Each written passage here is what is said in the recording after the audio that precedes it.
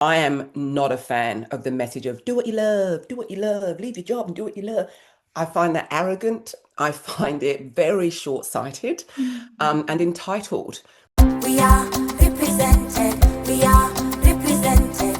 We are represented. Welcome to Represented, the podcast. I'm Aniki Shuru, racial equity coach for online business owners who want to be intentionally inclusive by building a business that is racially equitable. I created this podcast to normalize a conversation around racial inclusion so that fear is no longer the barrier that gets in the way of doing this work. This isn't about perfection, it's about progress. Whether you're taking your first steps or you're well-versed in the journey towards racial equity, this space is for you. So welcome home, friend. Let's get started. From coast to coast, around the globe, we are represented.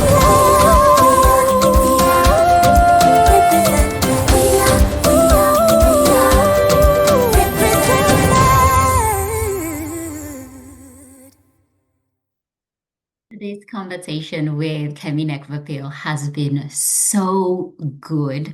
Honestly, you have to share it with somebody you love, somebody who is in your life, if it's your bestie, your mom, your sister, anybody who is in your life, because the things we cover here are just so vast, but so needed right now. It was centered around her book, Grounded Success, and it is a woman's guide to cultivating success on her own terms. And we got to talk about things such as self-worth, identity, matters to do with race, nature, and just creating success on our own terms.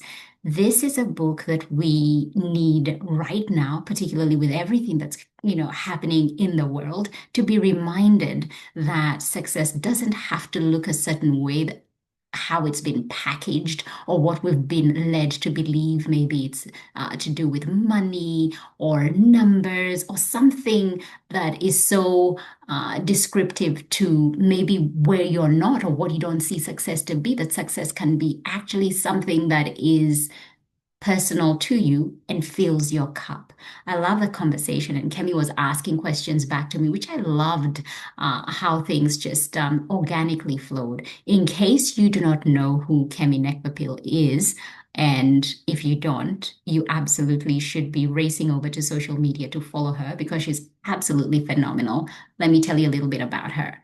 Kemi Nekvapil is one of the world's leading credentialed coaches for female executives and entrepreneurs. Kemi is also a professional speaker, facilitator who has worked in the wellness industry for more than 25 years and in holistic leadership for 10 years. Training with Dr. Brene Brown in Texas in 2019, Kemi facilitated the Dare to Lead program for 5 years.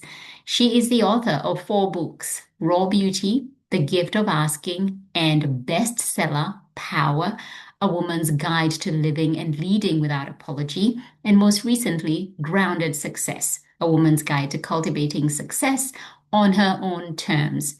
Power Talks with Kemi Nekvapil is her Audible original podcast. Kemi's weekly newsletter, The Harvest, which she writes from her flower farm on Wurundjeri Woi Wurrung country here in Australia, cultivates nature-based connection and leadership practices as well as personal essays. Without further ado, here is my friend, Kemi Nekvapil. Hey there, everyone. Welcome back to another episode of Represented Podcast. And I'm so excited to bring to you my beautiful friend, Kemi Nekvapil. Welcome. Hi, Annie. So good to be here. I am happy to have you. And the words you said before I pressed record were, I trust you, Annie. And so we're going there today. We're going to do the deep asking of questions. Okay. And I cannot wait to see where this takes us and what we unfold during this time. But I want to start with a question that, as I was preparing, I was thinking, did you always want to become an author, or is it something that you stumbled into? Did it call to you? How did the journey begin? Great question, actually. It's no, I did not think that I was going to be an author. I did not know. that I was allowed to be an author. I didn't know that I was allowed to be a writer. So I was educated in the UK in the 1980s, and the canon, the classic canon, Mhm. um, was all the white dudes that are now dead. And then at some point in there, maybe I was about 18 actually before I started reading Toni Morrison, Maya Angelou. Um, but for me, then they were still African American women. So Yeah, for some reason, I wasn't making the connection of, oh, they're Black women that are writing books, so maybe I could do that. right. And I cannot tell you how far out of my like concept being an author was. But when I had two young children at home, and I was blessed that my husband and I were living, well, he was actually my boyfriend. We were living in sin with his parents and our two children. Um, but when I was living with my in-laws, which meant that we didn't have to pay rent, which meant that I could, like, I wanted to be at home and I could stay at home. Right. And because we weren't paying rent or anything like that. And I decided that I would start writing a newsletter. At that point, I was very much in the food space and I was looking at what is it to raise kids with seasonal Yeah. food grown in the garden, recipes and all that sort of thing. So that's when I really started writing. I loved English at school, but Mhm. once again, there was no aspect of, do you want to be a writer or could I be a writer or, any of those things. Yeah. So then I just started writing weekly and really enjoyed that space and enjoyed the sort of attention to detail, the things that you see when you're a writer. I Mhm. started to enjoy that. And then I did the Artist Way when we took our kids out of school when they were 9 and 11. I did Julia Cameron's Artist Way 3-month program. And it was in that program in 2014. Like it's a self-paced, it's just a book. Yeah. But it was in that program in 2014 where I decided I am going to write for an audience every single Friday at 8 a.m. And that was 11 years ago now. Oh, wow. Yeah. I Yeah. didn't know it was there was such a deep story to it. Yeah, right. Well, you said deep questions. Sorry if that was too much information, but it's such an interesting thing to look back. So then the author bit came in, Mhm. actually someone that's become a dear friend of mine, Andrew Griffith. I saw him speak on stage. He was someone who had come from not the same background as me. He's white Australian male, Mm. but had a really challenging upbringing. And he was an author. And so even though he wasn't the physical mirror of me, and I was like, Wow. he's just given me permission because I've been writing for a few years then. Mhm, And I mhm. was like, I'm not going to wait to be anointed. I'm going to write a book because I want to write a book. And I did a course with him that was over a year. And that's when I actually self-published my first book, Raw Beauty. That was 2016, I think. Yeah, Oh, wow. maybe 15. Okay. And your career has been so diverse. Like you've done Mhm. so many different things, and I wanna ask about that. But before we get into that, I have been blessed to read two of your books. I've got here Grounded Success, which is where most of my questions are coming from, and this one, which is pretty special to me, Power. Love this one.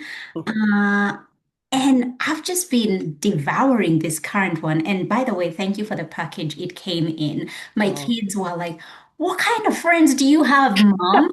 Like, what do you do to get such packages?" so good. That's good. Then there's that you're modeling to them that you should be sent gifts often Yes, through the yes. post. Yeah. And so it just gave me the most beautiful package, and I must share that on social media at some point. I'm glad But you loved it. um, is there, so in reading both of the books, Grounded Success and Power, Mm. the question that came to me is, what is the difference to you between power and success? Because for some people, Mm. it could be one and the same thing. To be powerful is to be successful. Yeah. But then we have to break down what does power mean, which, as you know, I spend quite a bit of time in the book explaining that power is the ability to do something in a particular way. So we are very much at the moment at the mercy of a certain form of power in the world. And that kind of those people that have that level of power, that is success to them.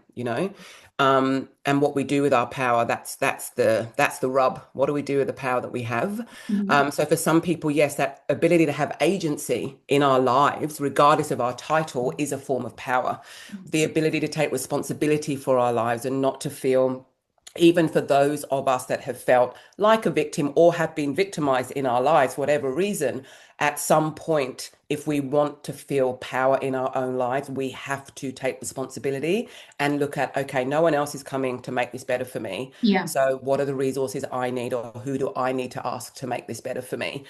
For me, there is definitely a link between success and power. Although when I wrote the books, I wasn't thinking of the link of the two. I was more in the space of power was about unwrapping a narrative and what we think power is. And success was about unpacking success and what we think success is. So, kind of the thing that links the two books for me. And also, my second book, The Gift of Asking, is what have we been told as women about asking, about power, and about success? And do those messages work for us? Hmm. Do those messages work for us?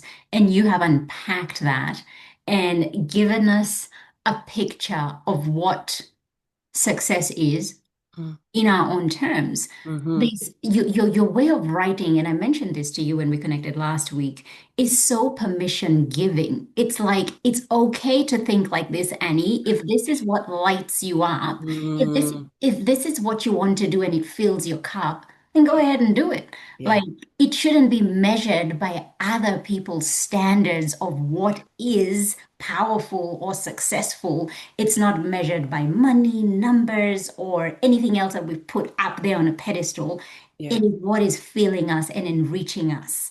Yes. Mm, I love that it gives us permission because Mm. as much as I went into the book knowing that that is your way of writing, I just felt very affirmed and I felt Mm. successful reading it. I'm like, bit of a success, I Yeah, find that's that right. for Just strutting, myself. just got a bit of a strut as you're walking down the street. Yeah, And yeah. look, one of the things I talk about in the book again and again, there are certain industries or, that actually the external measure is the awards or the bonus or the party and that is fine. We just don't want to anchor our feelings of success on those external measures because those external measures are fleeting and they're fragile. And as I talk about in the book, sometimes you get the award, you get the bonus, and then it's just fear. Am I going to get the award again? Am I going to get the Yeah. bonus again? And that is not a feeling of success. And so for me, it's if you want, and we live in a society where one of the major systems we all have to operate in is the system of capitalism. And we know that money gives freedom and agency and choice. But Mhm. once again, it's looking at and I say in the book, if you are doing work that you love and you're getting paid well for that work, you are in the like 1% of the world. I am not a fan of the message of do what you love, leave your job and do what you love. I find that arrogant. I find it very short-sighted, and entitled. Some people's success is I have a job. And with that job, I earn money. And with that money, I can put food on the table, either for myself, Right. my family, whatever. But for those of us that have jobs that we love, to root that in a sense of what does success feel like to me is going to be different for us in different seasons of our lives. And this kind of generic narrative that we've all been given that success is about status and it's about money has so many people feeling disconnected from themselves, other people, nature, the land, relationships. Yeah, it's not going well in some ways. In many ways, I think. Yeah. And just bringing back and kind of closing this off on power and success and the two books. Mm. Can you have power and not have success, or vice versa? Can you have success and not have power? Great question. Give me a moment. Are you a coach by any chance? Can you have power and not have success? I feel like that's an individual answer. So my individual answer at this moment of time when you're asking me, Yeah. I definitely think it's definitely possible to have sex without success without power. I think. Mhm. Is it possible to have power without success? I feel like it's circumstantial, Annie. Yeah. I think it depends in what systems and spaces you're operating in, actually. Yeah, I'm going to think about that. Okay. Yeah. All right. Let Yeah. that I one want to run. respond. I don't want to react. That's a good question. Like, I really want to think about that. Yeah, And I know that listening is so funny because people are listening and going, I know the answer. It's like, and and I it's wonder what each individual. individual's answer would be. It's Exactly. individual for everybody Yeah. because I actually got this question. I don't know what I was doing, but I literally had to stop because I've been Yeah. thinking about this conversation for a while and I Yeah. had to write it down. I had to write it Yes. in my notes app so that I Yeah. didn't forget because it didn't come to me sitting at my desk preparing. It came to me when I was doing something else. I think I might have been cooking or something. And I was like, Yes. I have to ask this question. So what's your answer? Because you've been thinking about it longer than me. Um, there are things in like I feel successful at the end of the day Mm-hmm. when my family is happy. Like it gives me so much joy. Mm-hmm. Our dinner table, I call Mm-hmm. it the healing table. Because this is Mm. where we come and we just lay it all out. We laugh, we make fun of each other, we create memories, we enjoy the food. Like I can cook a mean meal and I make some really good meals. And I've just stepped into that like in the last couple of years, like my cooking has just whoop, is just on Mm. another level. And so coming together is such a joy for all of us. Mm. And so success for me at the end of the day is just the smiles, the conversations and how everybody's feeling going to bed. That to me is success. Mm. Do I feel powerful about it? Not necessarily. I don't feel like, No. "Ooh, wow, wow, I feel Well, powerful. I feel well, successful, but I don't yeah. necessarily feel powerful. Because for me, power is still rooted in some form of masculinity. It's Yeah, still that's right. something Yeah. I'm dealing with and Yeah. unpacking. There are times I feel powerful when I put through my perspective and perhaps convinced, particularly when Mm-hmm. it comes to clients, when it's matters to do with race, anti-racism. There are times I Mm-hmm. feel really powerful when I'm putting Yeah. what I've learned in my research across. But other times, I view success higher than power. Yeah. Well, it's interesting, isn't it? Because there's two questions I sort of want to put in there is then what happens if you're sat around the dinner table? Because if I remember, are your kids teenagers yet or just are they tweens? I can't remember. How old are I they? have a tween and I have an 8-year-old. So Enjoy the years where it's all happy at the table. Like seriously enjoy them. Because my question is then what happens then? Do you feel less successful if you're sat around the table and the kids are not happy and it's a bit of a blah and one of them's a bit, hormonal?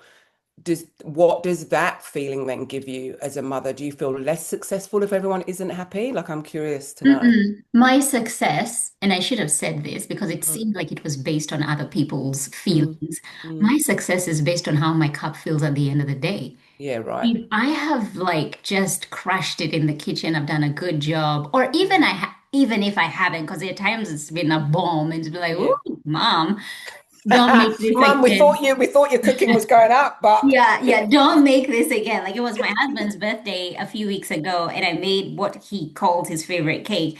And it wasn't. yeah, It didn't it work. happens. It Yeah. wasn't nice. The kids were like, I'm not eating this. Push. It was pushed aside. It was an orange cake, and the bitterness Ah, the scale factor rind. what the rind. The Yeah, rind is just a little bit too much. yeah. And so it wasn't, but I didn't beat myself up for it. I was like, No. look, I made it. The crumb is absolutely perfect and moist. I'm proud of me for giving Yeah, it a go. So my success, how I feel, is not based on their feelings their or, feelings. It's how you feel. it's Yeah. how I feel. Because I think we can bring power to the dinner table because looking at how I broke it down, presence, ownership, wisdom, Yeah. equality, and responsibility. It's like the presence is present to family, ownership of this is who we are, this is our family, the wisdom of just what it takes to be a parent, equality of these are my people, we are the same here. And then responsibility. I'm responsible for myself and how I show up, and I'm responsible while the children are this age, I'm also responsible for their care. So once again, it depends how we look at it. You have just tied it up for me because one of the notes, because I was journaling as I was reading Grounded Success, and one of the things that I defined success for me was presence. In Oh, this yeah.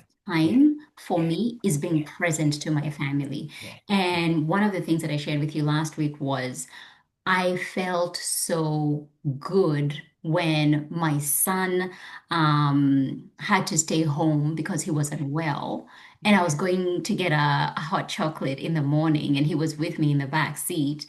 And I just felt so successful because there was a time in my life when taking time off work wasn't as easy. And Yeah. we had to juggle. We had to figure out who's going to take the time off because someone has been taking time off more than the other one. Yeah. Who's going to stay home with the sick child? Who's going to take the child who's not well to the doctors? Who's going to do all Yeah. these things while still, keeping up with their work, the demands of work? Yeah. And to be able to look at my schedule and go like, today I can cancel It's this, me. Yeah. 2, 3 calls, and Yeah. I will be present with Yeah. my son. And it didn't feel like it, I just felt successful. I Yeah. didn't feel like, oh no, look at me, I have all this time. I felt so Yeah. good.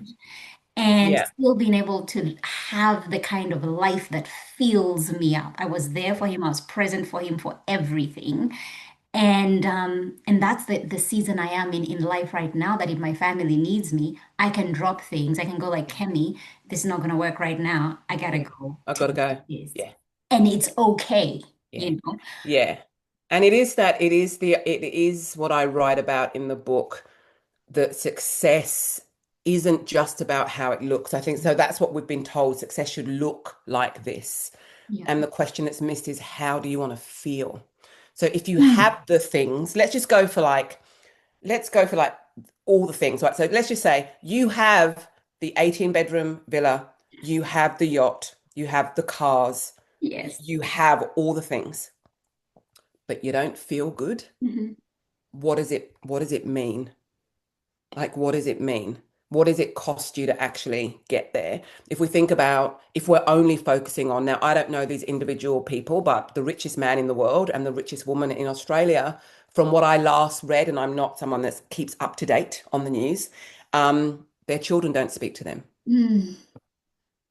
So for me as a parent, I would have to do some serious reckoning with myself if there was no way that I would feel successful. Um, And, estrangement happens in families for many different reasons, for all different various reasons. So I'm not putting a judgment on that. But for me, it kind of goes to that presence thing. What was it that I missed or am missing? Mhm. Or who is it that I am being or need to be to not have that happen? Mm. Mm. And it's interesting, like I'm even thinking of it as a and there are people that have 18-bedroom villas and the yachts and the cars, and their families talk to them and they have the best time. Like, do you know what I mean? But it's just that thing of, what is the individual? What is your definition of it? Mm, Yeah. mm. And I like that that is the permission that the book gives us. It Mm, gives us permission to define success on our own terms, which is exactly what it says. yeah. And I love that because your success is not my success. And No. it allows me to celebrate me and you for the Yeah. differences that we have. Yes. Yes. You see, and the world we live in tries to put us in a box whereby if you don't fit in here, there's something wrong with you. Yeah. You Yeah. haven't achieved what should be achievable. Yeah, that's right. Yeah.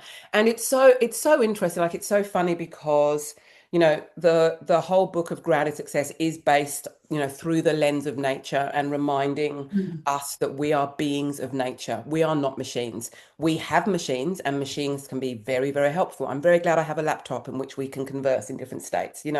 Like, machines are a tool for human beings to use, but human beings are beings of nature. And mm, the further we get away from that, the more disconnected we feel, the more depressed we are, the more isolated and lonely we become. And so, what I have been noticing is that so many of us, in our various different ways, are actually going back to things that do connect us with yeah. our nature, creativity, like reading, whether it's Mhm. whether it's with a tool or whether it's with a book. That there are ways now that people are realizing the world is moving very fast. And if success is getting the next AI platform, and the next success is getting the reel out, and it's like, where does it end? Like, it's moving Mhm. so fast.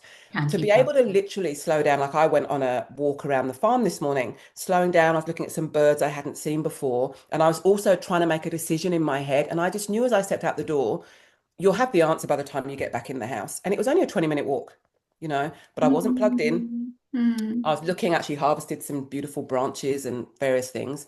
And I came back, and as I was arranging those branches in a vase, I had the answer. Like I just, and it's that thing of how do we give ourselves the time? And this is what I wanted the book to be like. That's why it's a guide. It's like, how do we give ourselves the time to actually reflect on what does success mean to me yeah, as a seasonal being in this season of my life? Because seasons are always changing, and how it is now is going to be different in a year, 2 years, could even be different, next week. yeah, But if we're looking at seasons and times, I think one of the most powerful things in the work that I do, Annie, and I know you do similar work, is so many of us have the answers, like inwardly, we have the answers around what success means to us, but we haven't taken the time to actually stop and reflect yeah. and ask ourselves the questions Mm, that the world then that we step into once we've done that is very different, because then you can decide I've done the work and actually I do want the car and the this and the a particular car and a particular color with this, and that's your creative expression or your full self-expression in the world. Or for others it's like I don't even believe in petrol. Like, and I live in a flat village, and yes. everyone here, maybe you live in Amsterdam or something, everyone rides. Who needs a Mhm, car? I got a mhm. car because I thought I needed, but when I look at it, I actually don't even I don't Right. value that mode of transport. I value fresh air on my face. Do you know what I mean? Like it's that thing of Absolutely. taking the time. Mm, I love that. And it reminds me of all of July. I took all of July off and I Mm, went back home to Kenya on my own, something I have never done since we got mm. married. 16 years I haven't done that. And I went home because I wanted to spend time with my parents. My Yeah. dad had had a little bit of a health scare earlier in the Mhm. year. I had to find time in my schedule when I could go, just a clean run Yeah. where I wasn't like taking calls or anything like that. So all of July was clear and went home.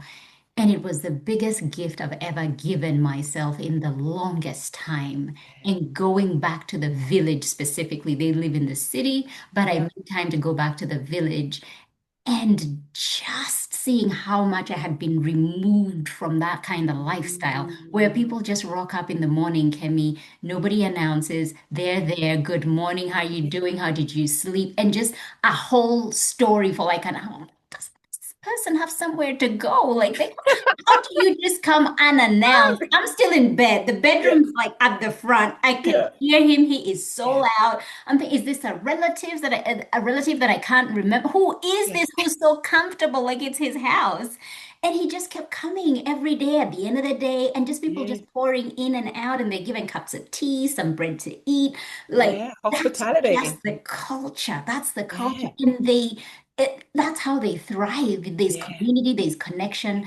And I tell you what, I loved it. I loved it. Yeah. I didn't Yeah. want to document anything. I didn't want to take photos. Mm. And if I took them, I took them for me. If Yeah. I was videoing to send back to the kids and my Yeah. husband to say, this is the farm, this is what's happening, this is what's growing.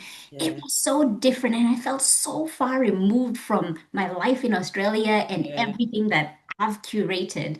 And I just came back so much fuller. Life felt Mm. so much fuller being in nature and looking at it in ways I hadn't looked at it before. The Mm. stillness, the quietness, looking at the wind and how the trees move and almost like how they speak to you in the wind. Like there was just Yeah. so much of that that I Yeah. never paid attention to Yeah. before. And this is a thing, isn't it? I mean, one of the things that I say, one of the things that I quote in the book is there's a difference between displaying a lifestyle and living a life. Mm. Now, you could have been in Kenya.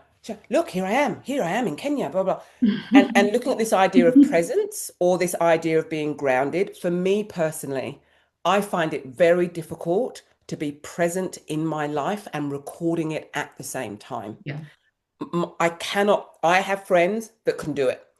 I cannot. I'm doing one or the other. I'm Yeah. either not present and I'm recording, or I am present and no one knows what's going on. And I love Annie. The thing that any of us that work for ourselves, it's obviously different if you're working within a corporation or you're working within a business where you're not the boss. I was talking to a friend about this the other month, actually. No one knows when we're working, right? our clients know when we're working because Yeah. hopefully we have appointments with them and we show Yeah. up, blah, blah. But otherwise, no one, if you're off for July in Kenya and you're not recording on it, no one's going, like, where's Anik? Like, Yeah. What happened? is she working? Is she not working? What did she do? Do you know what I mean? It's this thing of this weird relationship with time Yeah. or what Yeah. we think we're supposed to be doing, as opposed to Mhm. I'm a business owner and my responsibility and my commitment is to my clients. And outside of that time, I get to do what I want. Mhm. That is Mhm. success to me. I'm not a follower of Tony Robbins, but one of the quotes of his that I love is, I think it was around success, but just the idea of success is doing what I want, when I want, with whom I want, for as long as I want, wherever I want. Like, so Okay. that then becomes a definition that is open to interpretation. Absolutely. Yeah, Oh, now yeah, that's powerful. That's yeah, powerful, Tony. yeah, That yeah. is powerful. And I have to ask a question. This love that you have for nature, that you've made me love, like just reading the book, I've fallen in love with, okay, I want to know more about plants. Should I go to Bunnings and buy a potted Mm, plant and see how yeah, that does? yeah, Like, I've become really, really curious yeah, about nature.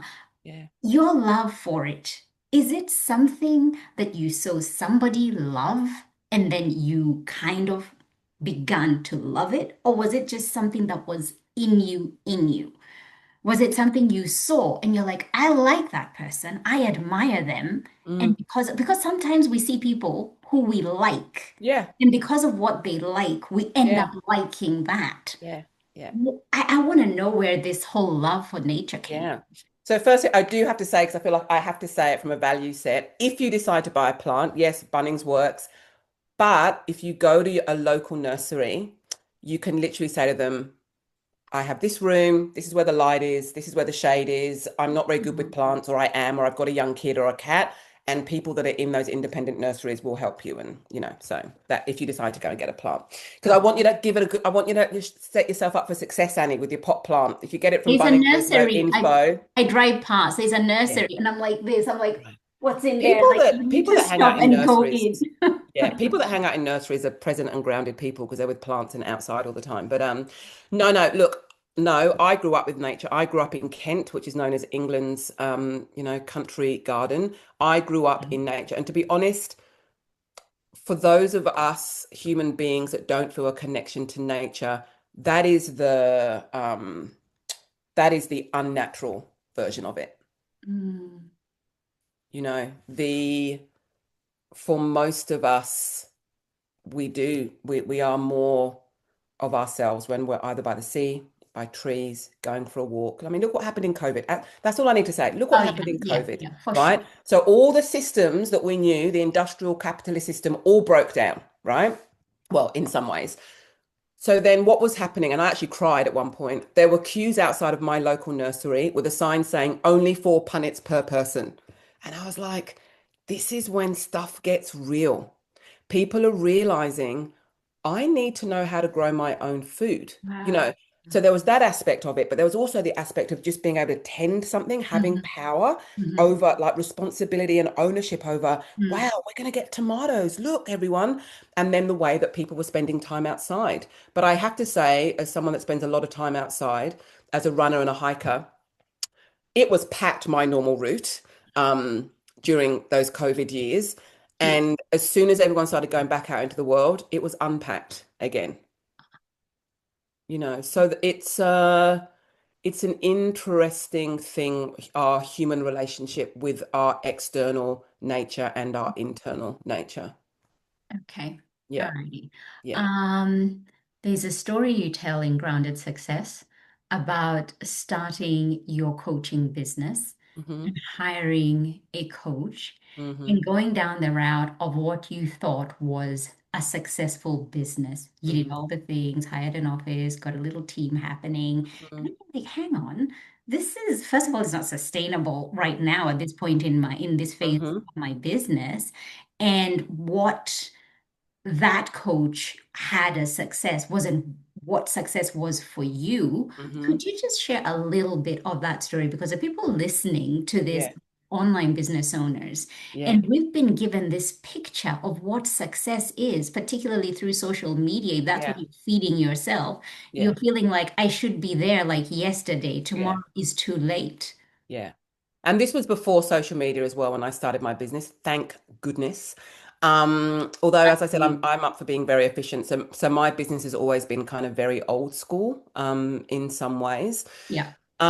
But and she wasn't a coach, so that's kind of one thing I shared. I thought she was a coach. She wasn't a coach. She was someone that had a really great marketing plan, and I bought the Okay. product. She was more of a consultant. She had her template, and her job was to fit me into her template because her template worked for her. That is not coaching. That Mm, is consulting. That is something else. But I didn't know that then. And so I paid the money, and she was a lovely human, but trying to fit me into her template had me crying most days. Like I have never felt more of a failure than wow. going through that. And as a client with a coach, especially, you should never feel like that. Mm-mm. And yeah, I thought, success, okay, I'm making a profit now. I need to get this person, I need to get this person. Um, and then I just realized that my bank account was being drained and I didn't actually want an office somewhere else. I thought I actually really like working in our old house, looking at my apple trees. It just Mhm. made me really realize what is it you're going for? And I had said to her, actually, so at that point I was in the raw food space. And I had said, she said, how much money do you want to make? And I just come up with a random number. Like I just plucked it out of the air in a way that people go, I want to make $1 million. Like, for what purpose? Okay. You know what I mean? Like we just pluck out these numbers. And she goes, oh, that's great. Well, you only need to sell, I can't remember exactly what it was, but she was like, yeah, well, you only need to sell 78 trillion DVDs. And I remember going, awesome, great. But I woke up the next morning thinking, I don't want to sell 70 trillion. Do you? Actually, it was, I do not want to do the work that it is going to take to sell that amount of product to make an arbitrary number that I Yeah. plucked out of the air because that's what I think I should want to make. And I just felt heavy and heavy and heavy, and money's going out of my account, and money's going out of my account, and I'm trying to jump through hoops and do all the things. And it ended badly, but it was what I needed because it was what and I sort of, I share in the book kind of where I went to a very low, dark place and questioned my ability to run a business, to be a business owner and all those sorts of things. But it was good because it was that kind of getting to that made me realize you just went after something that actually you don't want. That's why it feels so bad, which is why I talk in the book about, the three wisdom centers. What do we think? What do we feel? What do we know in our gut, in our intuition?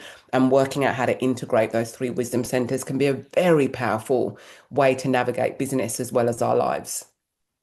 Yeah, for sure. And I think we need to hear more of these stories because there aren't enough of these stories. I think people just talk about their success stories. We're meeting them when they've made it. Yeah. And there And what does isn't that that mean? thing.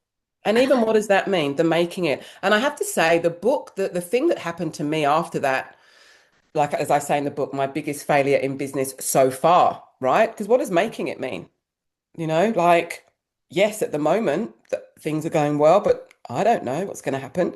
Um, but I actually started listening to, I don't even know if it's still on, a podcast called Entrepreneur on Fire with Johnny Dumas, I think it was. Yeah, And I would that's fascinating. inhale his podcast because it was all about the failure. He would ask the guests, what has been your biggest failure? So then I started to think, oh, this is part of entrepreneurship.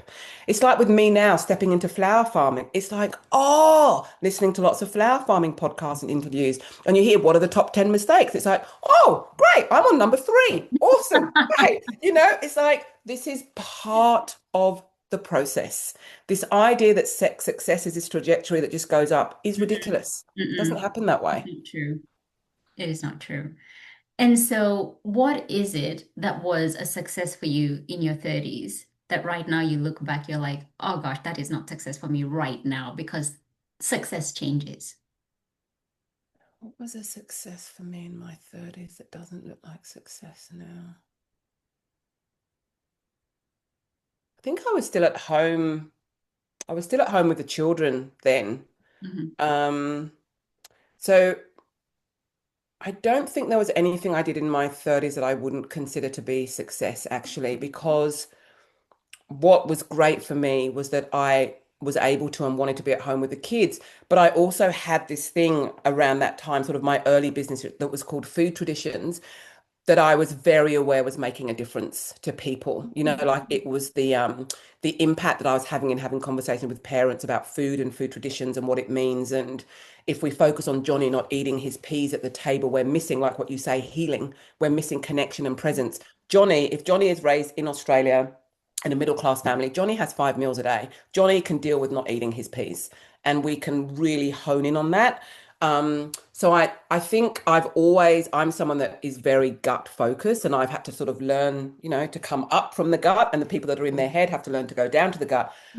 I Mm. have generally always followed my intuition. So I have rarely found myself in positions where I have regretted something so badly. But there are times when I've gone, you actually intuitively knew that that was not the thing to do. You Yeah. got seduced, and generally it's not. And you're like, you might understand this, Annie. I remember at one point getting into a situation where a woman had approached me. She was American. My gut said, do not get involved with this woman in any way whatsoever. But then she said to me, this is when I was in the raw food space. She said, you will be the only person of color in the book. And I think it's really Mm. important to have diverse voice. And I had a great coach at the time, once it started to go a little bit haywire with this woman. And she said, you are always, because you're so committed to contributing to women of color, you are going to be seduced, you are going to override what you know to say yes in these situations. And luckily, I managed to pull out of that before it kind of went really badly. But, I talk about as a coach, sometimes we need to know what we're going to be seduced by. So my intuition at that point said no, but then my head was like, you should. Otherwise, Mhm. people are going to think that this raw food space isn't for people of color, and it's for anyone that wants to add more life to their lives. So yeah, so I would say this is a long-winded way of saying there was nothing in my 30s that I did, I share that kind of biggest failure, but nothing that felt like success then that doesn't still feel like success now. I just think any time in my life where I have felt fragmented and like out of my body has felt not success. Okay. And so, with the changing of seasons, where Mm, you've gone like, this is what I was doing raw foods, and then you transitioned into different things, and I think mhm, you were naming it at some point, saying you've had so many different careers. mm. How did you know when it was time to move on? When did it feel not grounded anymore, Yeah, and you yeah, needed to go and create more ground yeah. somewhere else where it felt I successful? could actually, it was so clear for me actually with the raw food thing. So there was something that was going on. So social media was starting. And when I had my raw food business, the tagline was add more raw. And it was never about weight, body size, external things. It was about giving your body energy. We're beings of nature. We need to eat Yeah. nature more, right? But Instagram was coming in, and I started to notice that people were starting to use raw food in Australia, and it was becoming about body and diet and dress sizes. And I was like, this is now not a space that I want to navigate. But I was still in it because at the time, there wasn't anyone doing raw food in corporate spaces in the way that I was doing it and stuff like that. And I was enjoying it. But I remember one day, I can't remember where I was, but I literally was making a green smoothie in a Mhm. blender, something. And I remember pressing start, and I just thought to myself, I am so bored. I am so bored. I have nothing more to say about green smoothies. Basically, you put it in and you press start. And obviously, I was doing a lot more around raw food and recipes and that sort of thing. But that for me, I'm a creative person, even though I've had different careers, they've all been creative. I started as a baker. I moved from baking to chefing, from chefing to acting. As a coach, we're creative. I've always knitted. I'm a painter. So for me, I have to have a creative expression in the world. It's just that the creative expression has looked different in different seasons. Um, but when I feel bored, then I need to change things up. I will never continue doing something because it puts money in the bank, even when I was not earning good money. When I was temping, when I was at drama school, and I do temping jobs, and if I had temping jobs where the people were not nice, but the money was good, I would not go, but I couldn't be in a space because I felt fragmented. I felt out of myself. I didn't feel safe. It's like there's no amount of money that actually makes it worth me being here. Now, people can't always make those choices, but I talk about in the book, we have to be careful that we don't have this idea of, well, it's all right for you. I think when we say, well, it's all right for her, that's a really good indication that we want it to be for us. And when we say it's all right for her, it moves us away from maybe doing the work and looking inside around what is it about that that I want? And am I willing to do what it takes? Which isn't always about doing more work but it's like, am I willing to let go of things? Am I willing to sacrifice? Am I willing to have difficult conversations? Because that kind of it's all right for her comment can be a really good way of going, actually, I want that for me. And the other thing I talk about in the book is that there are women, there will always be women or always be business owners and non-binary people that have more money and always people that have less. Yeah. And there are people that have less money that will leave jobs all the time, especially those where their identity is not attached to their title. They're literally like, I just put food on the table. I don't care what the job is. I just put job money on the table to look after my family so we can go on a holiday once a year or whatever that is.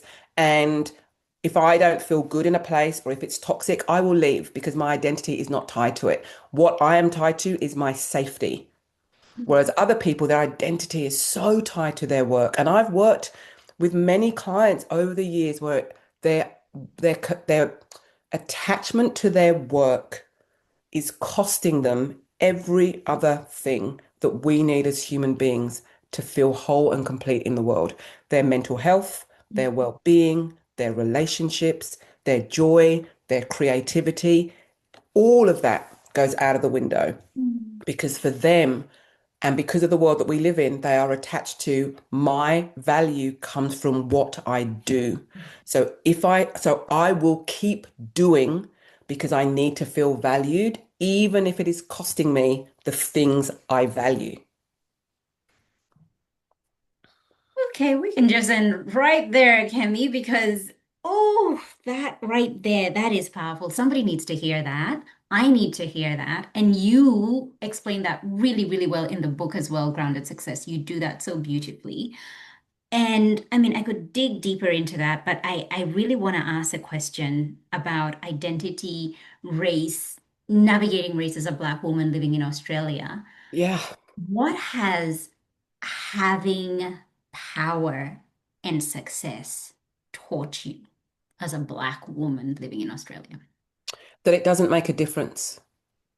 Ooh, say more. Oh, I've had some heartbreakingly brought me to my knees experiences of racism this year. And I was saying to a friend the other day, I think the older I'm getting, the more exhausting I'm finding it. I find it harder to recover. Um,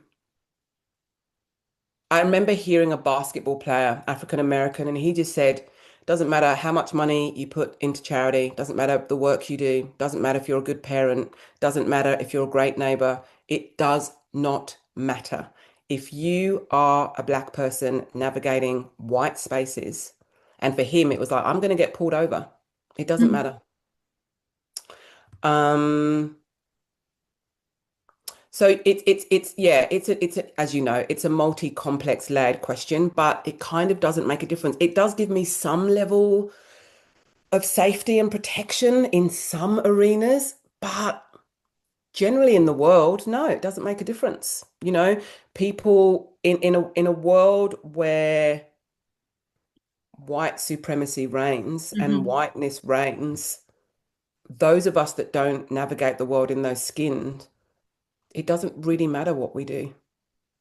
But it doesn't, and um the constant reckoning Mhm.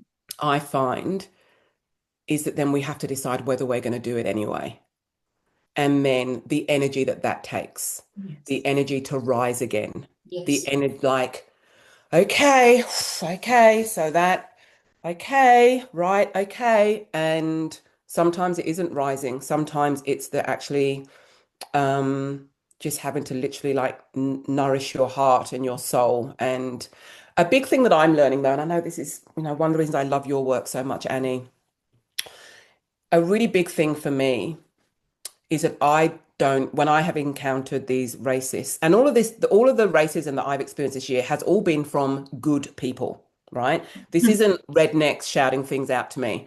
And the harmful thing about the good people that are racist is that they don't think they have any reckoning, right? Um, is Yeah. that I don't do the work anymore. So I used to do the work. I used to try and make them feel better about what they had said or what they had done, and I would do the work and, the whole good girl thing.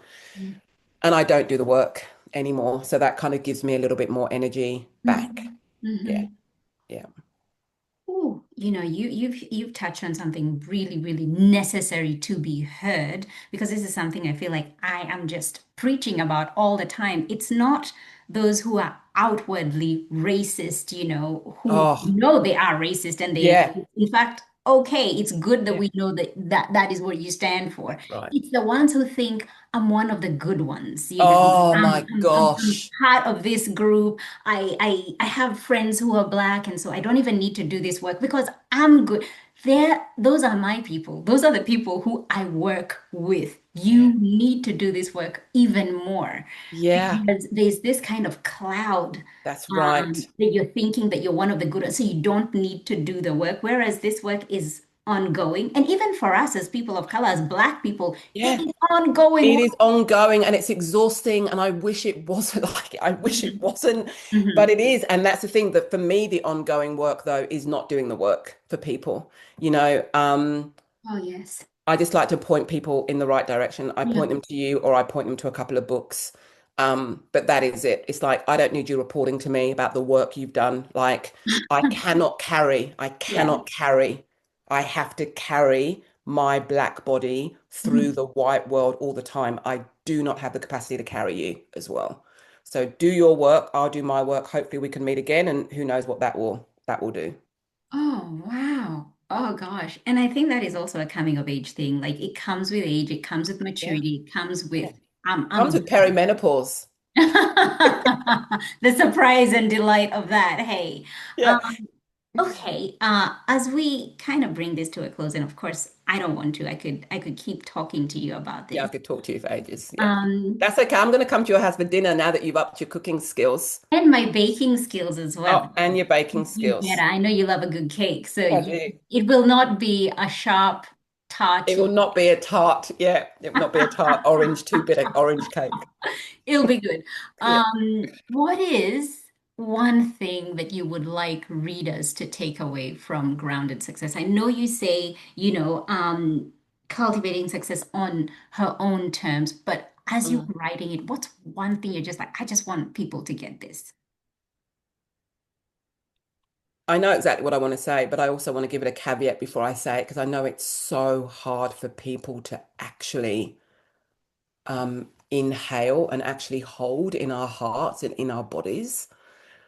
And that is that to the listener, to you, Annie, to me, that we are enough, that you are enough.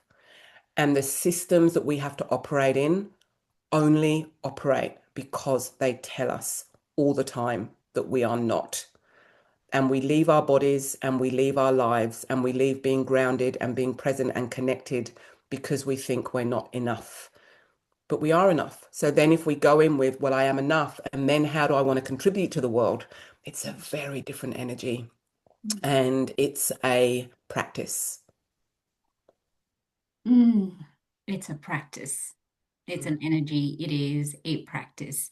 mm, I love your work. I love your writing in particular. And I want to gift the listeners this book. So if you're listening, mm. can you just slide into my DMs on Instagram at annie.gishuru and tag Kemi as well and tell us what's your biggest takeaway from listening to this conversation? What are you walking away with, or what are you hoping to dig into in this book? Because I want to gift you this and I want to get 10 books, Kemi, if I can. I would love to get 10. I did the same thing with Power. I got 10. And I want to do the same. I want to get 10 more. So hit me up. Let me know. I'll be sharing with school moms as well. I will be sharing it with the people in my sphere, clients coming at you. So please do tell me what you're taking away from, do tell us what you're taking away from this conversation, because I think this is a book that will bring you back to yourself. It will bring you back home and remind you that, yes, you are enough, but success on your own terms. We need that. Beautiful, beautiful roundup, Annie. Last question. How was that one? Yeah. If fear was not a factor, how do you think you might show up in your work more? Oh, I am doing it. Yeah. I was talking to my husband the other day. I take risks all the time. I am not someone that gets bogged down in the how. That's the thing about intuitively. So starting this flower farm, right? I'm harvesting peonies every day. Actually, look, Oh gosh. right? Hala. This is called red charm. That one's a bit blown out, but this is where is it? There we go. Look at that. Look at that. Oh, Right? that's beautiful. I am someone that I take risks and I work out the how, and I trust my intuition. So yeah, I show up with fear. I think that's my answer. I show up with fear. Like I show up with fear, and I have never actually regretted doing that. Oh Yeah. wow. Okay, you show up with fear. Fear is your friend, Elizabeth Yeah. Gilbert style. It's in the back seat. It's there with Yeah, you. that's right. It's in the back Yeah. seat. Yeah, and being able to name it, that's a lot of the work I love doing with my clients is name the feeling. What is it? It's like I am scared and, I am scared and it's like, okay, yep, great. I hear you. It is scary. It is Are you scary. going to do it? Mm-hmm. You Mm-hmm. know, becomes the question. Wow, thank you, Kemi, for inspiring us. Thank you for existing. And I don't say this lightly because I know the first time I saw you as a Black woman, no hair, I was like, who is this woman? And you became like my Paula Sutton. I know how Paula Sutton has inspired you, like when it came to buying the flower farm. And I just felt like you were a depiction of something I did not know existed, but gave me permission to dream bigger. Yeah. It allowed me to feel like I could occupy some spaces where I felt like I couldn't. You gave me permission in so many ways. And I remember so many years ago sending you that email, Yeah. trembling, going like, I'm gonna send her an email and it's okay, even though she doesn't write back. My husband's like, who's that? And I'm like, she's changed my life. It's like, okay. And you wrote back. I think I was more surprised receiving the email than pressing send. Mhm. And, that's how our journey began. And I just wanted to bring this full circle and just say thank you for existing because it's allowed me to occupy space here differently and more grounded in my success and in my power. Beautiful. Thank And you. thank you, Annie. Thank you for the work that you're doing. I mean, thank you for that email. It allowed us to work together and now we have this friendship. So thank you for the work that you're doing in Australia, especially at this time. Very needed. And you do it with such grace and such compassion, which is why I love sharing your work with others. Thank you, Kemi Nekvapil. Take care. We are represented. We are represented. We are represented. Thank you so much for tuning in. Why don't you go ahead and hit that subscribe button and leave a review so this podcast can reach more online business owners, and together we can begin to normalize racial inclusion in the online coaching space. I'd love to acknowledge the traditional owners of the land where this podcast episode was recorded, the Wurundjeri people in central New South Wales, Australia. Music produced in Nairobi, Kenya by Patrick St. P. Mbaru and Kambua Mathu. Vocals by Joanne Matata. Represented.